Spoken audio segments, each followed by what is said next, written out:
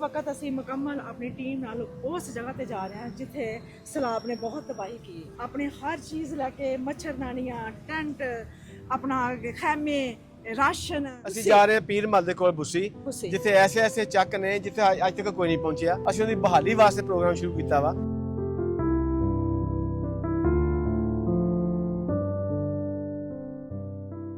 ਇਹ ਬੱਚਾ ਜਿਹੜਾ ਨਾ ਸੈਲਾਬ ਦੀ ਜ਼ਦ 'ਚ ਚਲਾ ਗਿਆ, ਉਹ ਹੋਏ ਉਸ ਮਾਂ ਤੇ ਕੀ ਬੀਤੀ ਆ।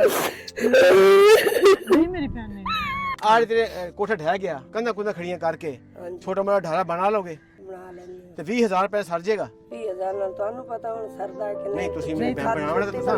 ਹੈ ਛੱਤ ਵੀ ਤਾਂ ਲੈਣੀ। ਇਹ 1 ਲੱਖ ਰੁਪਏ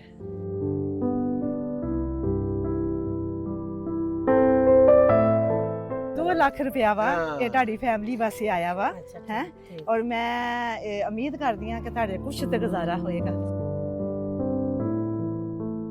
ਜਿਸ ਵਕਤ ਅਚਾਨਕ ਪਾਣੀ ਇੰਨਾ ਆ ਜਾਵੇ ਫਿਰ ਕੀ ਗੁਜ਼ਰੇ। ਬਸ ਜਾਨ ਬਚਾਉਣ ਵਾਲੀ ਕੀਤੀ। ਔਰਤ ਜਿਹੜੀ ਹੈ ਨਾ ਤਿਨਕਾ ਜੋੜ ਕੇ ਆਪਣੀ ਇੱਕ ਛੱਤ ਬਣਾਉਂਦੀ ਹੈ, ਆਪਣਾ ਘਰ ਬਣਾਉਂਦੀ ਹੈ। ਜਿਸਲੇ ਇਸ ਤਰ੍ਹਾਂ ਦੀ ਬਰਬਾਦੀ ਆ ਜਾਵੇ ਤੇ ਫਿਰ ਉਸ ਵਕਤ ਕਿੰਨਾ ਸੋਚਾਂ 'ਚ ਪੈ ਜਾਂਦੀ ਹੈ, ਕਿੰਨਾ ਦੁੱਖਾਂ 'ਚੋਂ ਗੁਜ਼ਰਦੀ ਹੈ। ਇਹ 50,000 'ਚ ਇਹ ਸਾਡੇ ਬਹੁਤ ਹੀ ਪਿਆਰੇ ਬਹੁਤ ਸਾਰੇ ਭੈਣ ਭਾਈ ਆ ਓਵਰਸੀਜ਼ ਪਾਕਿਸਤਾਨੀ, ਇਹ ਉਹਨਾਂ ਦੀ ਤਰਫੋਂ ਆ।